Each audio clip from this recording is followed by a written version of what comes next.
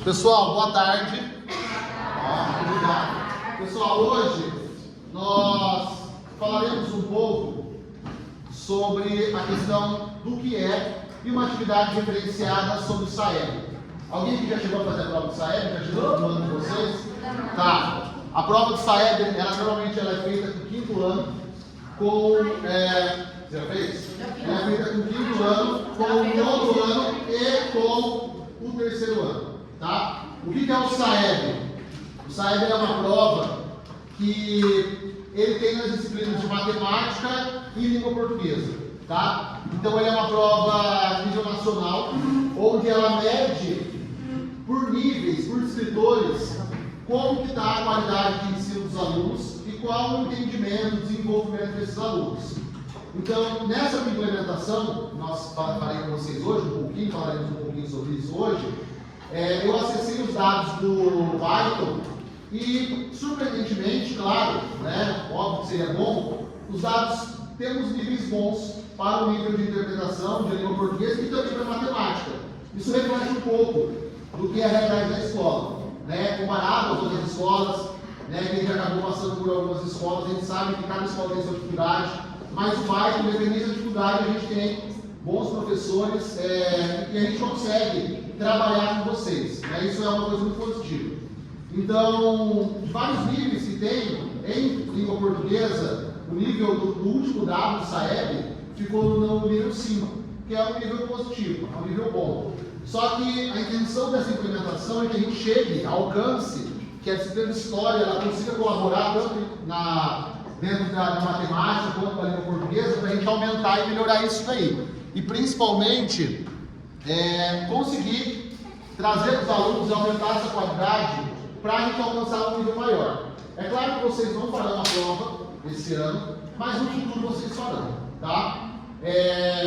Independente do que aconteça, eu imagino que vocês irão muito bem e a gente está aqui para isso. Sobre o que a gente vai falar hoje? Qual que é a ideia? Não só o SAEB, mas as demais provas que vocês farão no futuro, até o próprio quiz traz isso, e futuramente vocês farão vestibular e farão o Enem, né? No caso de Maringá, vocês farão já no primeiro ano do ensino médio, vocês começaram a fazer o PAS, né? Que é o PAS da UEM, que é uma prova sequencial. Primeiro, segundo, terceiro ano do ensino médio. Então, fazer prova na vestibular, ele é uma realidade, não é uma opção. E para isso a gente precisa ter treino e se dedicar para cada vez mais evoluir. Para que vocês cheguem lá no ensino médio, vocês alcancem lá e consigam dar continuidade na vida escolar de vocês. E uma das características que nós temos em provas, a gente já fez isso em algumas atividades, a gente já fez isso no quiz, são questões que utilizam-se de imagens. Imagens, tirinhas ou charges, tá? Só que dá essa impressão de que essas questões elas são fáceis, só que elas exigem um nível de interpretação diferente. Então, quando você tem uma charge, isso se usa muito na língua portuguesa, elas são interpretativas. Só que na história a gente tem um outro ponto, que é o contexto histórico também. Tá? Então, a gente vai fazer só uma análise de imagens, a gente vai ver algumas imagens, a gente vai falar um pouquinho sobre elas, e eu quero que vocês falem sua perspectiva. Depois, nós temos uma outra atividade, né, porque a gente está precisando ali compor a nossa nota, depois tem uma outra atividade para a gente fazer, mas isso, se não der tempo, a gente faz na próxima aula no caderno sobre essas imagens mesmo. Tá? Depois eu retomo as imagens com vocês. Primeira coisa aqui, o que a gente consegue observar? Essa imagem aqui é uma imagem do período da Revolução Francesa. O que vocês conseguem analisar nessa imagem? Um monte de... Trabalhando? Calma. Uma boa. Nossa, agora todo mundo levantou a mão. Fala aqui, vamos por ordem. Mulheres fazendo uma revolução. Maria? Mulheres fazendo uma rebelião sobre os seus direitos? Mulheres fazendo uma rebelião sobre o seu direito. É quase a mesma coisa. Você ia falar a mesma coisa? Eu ia falar que elas estão lutando por direitos humanos. Exato. Pedro? Elas estão sendo obrigadas a levar? Estou obrigando elas a levar? Não sei se elas, na imagem, elas estão sendo obrigadas, né? Mas... Bastos. Protesto das mulheres. Sim. Quem mais? Jéssica? Tá certo? Valana. Mulheres tipo fazendo uma rebelião dos direitos dela. Vamos lembrar de uma coisa? Nós já falamos sobre isso. Aqui temos mulheres, todas elas carregando uma carroça. Temos aqui um canhão, se vocês analisarem a imagem, né? Temos um canhão na imagem. Temos mulheres aqui carregando lanças, carregando machado. E aí aqui a gente pode fazer uma junção.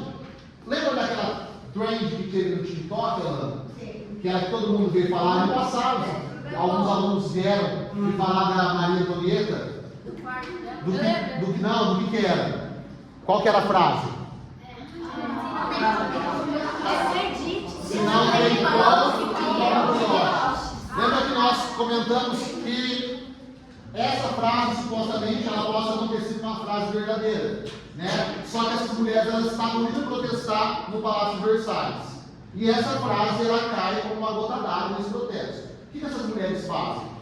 Elas vão invadir o palácio, vão matar os guardas e elas vão obrigar o rei a voltar de Versalhes para Paris, né? Então essa imagem é a captura do rei, é a volta do rei a Paris, e é uma imagem da época. Então basicamente é isso. Quando vocês veem essa imagem, vocês já identificaram, são mulheres protestando na Revolução Francesa, e temos uma relação delas com basicamente o início da queda do rei, tá? O início da queda da monarquia, porque elas foram invadir o Palácio de Versalhes, só mulheres, trouxeram toda a corte de volta a Paris. A segunda imagem já é uma charge, vamos dar uma analisada nessa. Isso já é uma charge contemporânea. Aquela era uma imagem da época. E essa charge aqui, o que vocês identificam? Tem alguma relação com a outra? Sim. O que nós temos ali? E o homem fazendo machismo. Não tá certo. Por quê? Uma das coisas da Revolução Francesa que são muito importantes é que é o seguinte, a gente fala muito sobre a questão dos direitos, só que não é uma sociedade igualitária entre homens e mulheres. Quando eles pediam igualdade, liberdade, fraternidade, equidade, não se pensava em das mulheres terem os mesmos direitos dos homens. O processo da formação da Assembleia Constituinte não tinha mulheres fazendo parte da Assembleia Constituinte. O movimento feminista, pessoal, ele é um movimento que vai ganhar muita força no século XIX, durante a Revolução Industrial e depois durante o período das guerras. Mas você já tem mulheres nesse período que já começam a lutar pelo direito delas. Isso é o início, né? Não quer dizer que algo vai ser feito. Só que essa aqui se relaciona com a outra imagem que a gente analisou? Sim. É claro que essa tem um tom violento, só que ela tem um tom ali do que mais, além da violência? Machismo é identificado, mas o que mais a gente identifica? Tem o quê? Tem um humor. Claro que tem humor na imagem, só que além do humor também tem um processo violento. Exatamente. Né? Porque aí você tem as mulheres, França, 5 de outubro de 1789. Parece que é almoço racionais começando, né? Milhares de mulheres de Paris marcham para o Palácio de Versalhes. E aí aparece o guarda debochando delas. Estão vindo lavar a roupa do rei? E aí na próxima imagem tem uma coisa clássica da Revolução, que são as cabeças merilanças. Oi? Exatamente. E é uma coisa, isso é um fato acontecido, né? Isso é um desdobramento importante da Revolução. Agora eu quero que vocês analisem essas duas charges. Não, calma, pessoal. Vamos lá, pode começar. Calma. Vamos lá, tá certo. Vamos primeiro para essa imagem, porque essas duas charges, elas são do período da Revolução, tá? Então, o que a gente tem aqui nessas duas imagens? Vamos lá. Eu quero que vocês observem uma coisa. Essa imagem é uma charge antes da Revolução Francesa. Antes de acontecer tudo. Tá? E essa aqui é uma charge Depois. pós-Revolução Francesa. O que a gente consegue, Maria? Fala. Você está com o braço levantado? Espera lá, senta ali, vocês vão começar a vir para frente. Clero, um padre, né? Você vê a cruz. Aqui não é burguesia. Quem que é essa figura aqui? É um nobre, né? Nobre. E aqui, em cima, quem está carregando as costas? Os camponeses representavam quem? O presidente do Estado. Espera só, vamos ver por ordem. Deixa só a Lana falar. Fala, Lana. Nobre. E eles estão em cima Do camponês. Aí lá na outra imagem já tem ao contrário. Pode falar, tá certo. Já tem ao contrário. Ali tem Pode falar. o clero, o nobre. Aqui você vai ter. A aliança da guerra, então praticamente eles se ferraram. Exatamente. Ó, quem mais quer? Fala. Depois eu passo para você. Aí nessa imagem da Revolução Francesa parece que é o quê? A pobreza se aproveitando dos custos, dos impostos que o povo pagava. Exatamente. Exatamente. É o antes da Revolução e o depois da Revolução. Deixa aqui, ó. Fala. É como se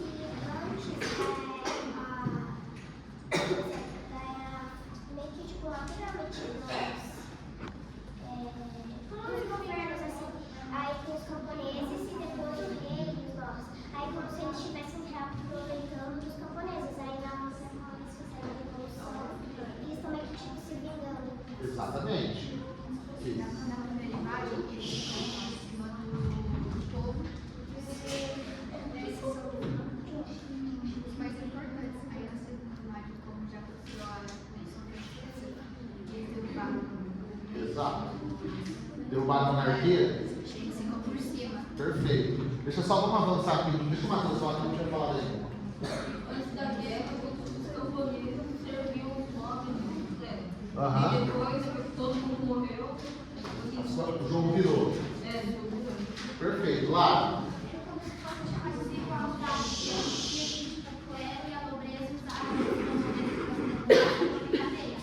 E depois da Revolução acabou que o jogo meio que virou assim pra eles. Perfeito. Perfeito. Mais alguém? Só para eu avançar aqui, vamos lá. Então, só para a gente entender isso daqui, pessoal. Essa primeira charge, o que nós temos nela? Nessa primeira, nós temos uma charge clássica. Se você pegar um livro de história, aparece a primeira charge. Você vê que é um camponês por causa da enxada. Então, você tem aqui na imagem, a gente tem aqui a enxada, demonstrando que é o camponês, e aqui nós temos alguns animais. Aqui a gente vê que é um rosto de uma pessoa desgastada, rasgada. Aqui um padre muito bem alimentado. E aqui temos um nobre muito bem vestido. Por quê? Vamos lembrar que o terceiro estado, ele carregava nas costas o primeiro e o segundo estado. E quem mais trabalhava era o camponês, que alimentava todo mundo com seu trabalho, sem receber salário, porque ele era um servo. Quando acontece a revolução, vamos lembrar que uma das primeiras coisas da revolução é o grande medo. É os camponeses se vingando dos nobres, né? Botando fogo em tudo e matando todo mundo. Exatamente. Quando a gente analisa essa terceira imagem, é uma imagem vingativa. Por quê? Agora tá aqui com cara de triste. Pode perceber que é a mesma cor da roupa. Tem esse cara aqui, ó, que tava gordinho, feliz, muito lindinho, agora ele tá triste. Tá com uma cara de passado, carregando aqui alguns lemas da revolução. Temos agora um nobre carregando o povo nas costas. E aí o que nós temos aqui do povo? A cara dele já é uma outra cara, ele está usando um chapéu com emblemas da revolução. Nós temos agora uma espada na mão dele ao invés da enxada.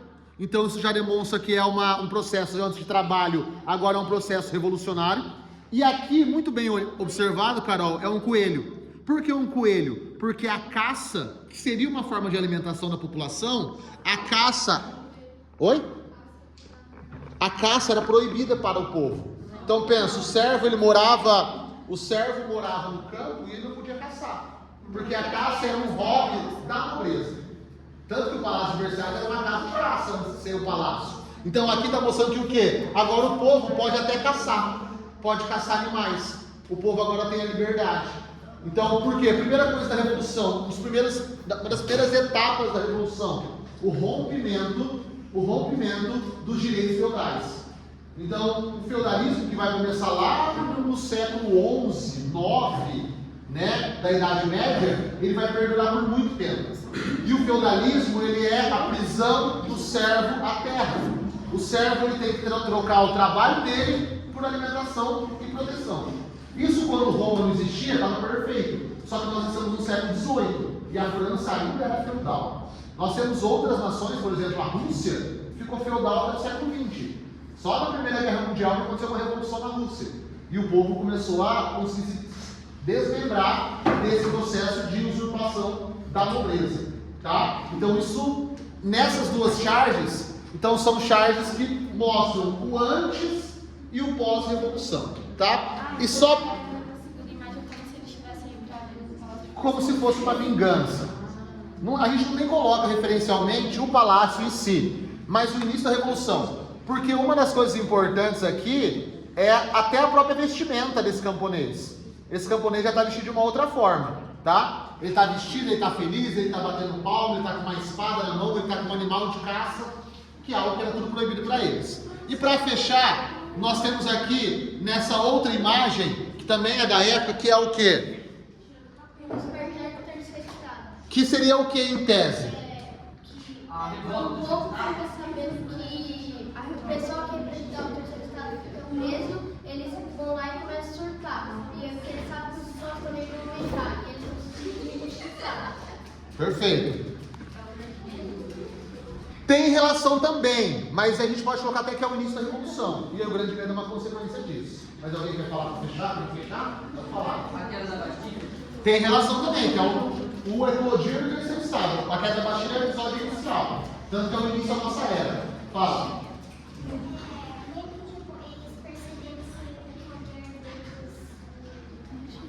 Você percebe que eles estão com medo, né? Agora o povo despertou.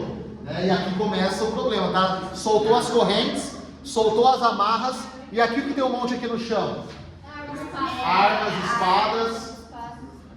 Queda da Bastilha, revolução contra os... Exato, tanto que nós temos uma imagem ali atrás que é a própria Bastilha, né? Representando essa charge. Isso era uma forma de comunicação da época, né? Já falamos bastante sobre isso, que eram o quê? As imagens. Né? A imagem, pessoal, a gente tem que pensar que nesse período nós estamos falando de uma época onde não é igual hoje em dia. Hoje em dia nós temos um problema do analfabetismo, tanto o analfabetismo quanto o analfabetismo funcional, porque tem pessoas que sabem ler e escrever, só que só sabem o mínimo, não sabem interpretar. Elas só sabem decodificar códigos. Nós estamos falando de uma época onde o percentual de analfabetismo era muito grande. Então, se eu escrevo um texto falando algo, eu estou... Não, pública não. Se eu escrever um texto, eu estou atingindo quem do texto? Quem já é intelectual. Agora, quando eu faço uma imagem, eu estou atingindo todo mundo. Eu estou atingindo quem sabe ler, quem não sabe ler. Eu estou atingindo o trabalhador do campo, o trabalhador da cidade. Tá? Então, há uma importância muito grande nessas figuras, nas charges. São formas de comunicação. Tá? Fala, Jéssica, para a gente fechar. Naquela hora, depois da votação que acontece, o povo começa a se rebelar contra os nobres. Exato. E só para, eu falei que a cara era para fechar, mas nós temos uma que faz uma referência, mas está perfeito, Jéssica. Nós temos uma referência aqui agora, que essa imagem é uma imagem da Revolução Francesa, só que o que nós temos aqui? Nós temos ali Maria Antonieta debochando do povo, só que aí nós temos uma referência com o quê? Que era as imagens que o pessoal de Paris fazia para fazer as pessoas se tornarem inimigos delas. Exato, mas nós temos outra coisa aqui. Mas calma, nós temos aqui o quê? Tanto protesto por causa de 20 centavos. Se não tem ônibus, por que não usam táxis? Fala. Tem uma comparação com a frase delas, não tem pão que não brioche. Exato, mas com o que daí? Com que movimento? Com os dias atuais? Falem. É a mesma coisa que uma pessoa do povo, que era uma mentira sobre a Maria Antonieta. Mas nós temos uma outra referência, mas eu já vou explicar. Fala, tá certo.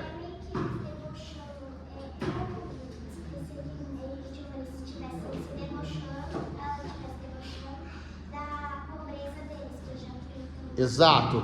Fala, Lara.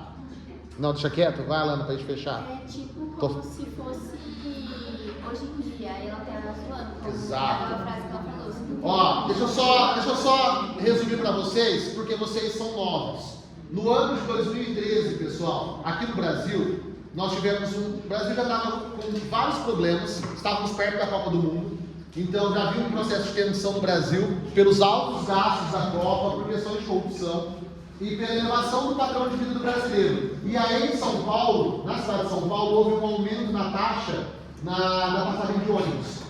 20 centavos foram aumentados e desencadeou uma onda de protestos que tomou o Brasil. Foram meses de protestos no Brasil com o início da questão dos 20 centavos. Tá? Então é uma referência aos protestos brasileiros como a Revolução Francesa. Perfeito? Pessoal, muito obrigado. Professor, isso